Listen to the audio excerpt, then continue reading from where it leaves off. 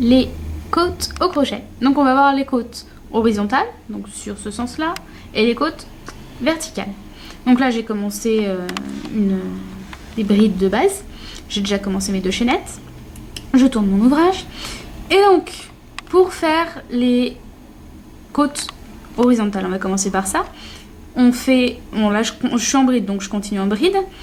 On voit bien sur le dessus de notre rang précédent qu'on a 2 mailles. Vu qu'on est sur ce côté-là, on va appeler celle-ci les mailles de devant et celle-ci de derrière. Donc on voit bien que là, il y a les 2 parties. Une maille devant, une maille derrière.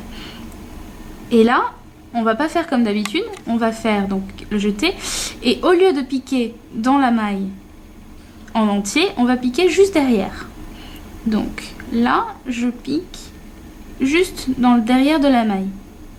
On voit bien ici qu'il y a la maille de devant et moi je prends juste tac dans le derrière. Donc voilà, on fait une bride classique. Alors vu que je tricote un peu lâche. Non, tu crochettes un peu lâche. Enfin, peut-être que tu tricotes aussi un peu lâche, mais c'est un autre problème. Ça, je tricote lâche, égal. Donc, on continue, on pique seulement. On fait tout le rang dans le brin arrière en fait. Tout le rang et tous les rangs suivants dans le brin arrière. Ah, toujours, tout le temps, pour avoir les côtes. Voilà. Alors, ça peut être également dans le brin avant, selon là où on veut donner le relief, quoi. Voilà. Donc là, je finis mon rang en piquant toujours dans le brin arrière. Parce qu'en langage technique, on appelle ça des brins. Au cas où vous regarderiez les patrons, ça peut être utile. Hop, et la petite dernière, elle est là.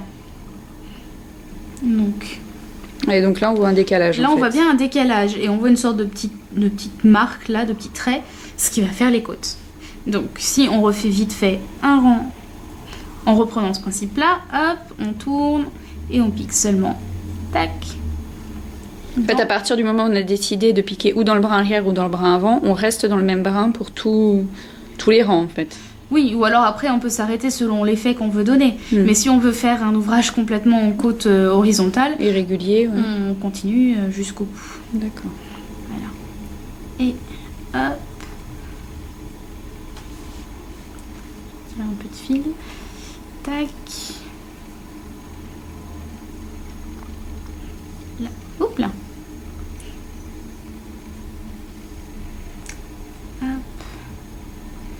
La maille de derrière, ici également.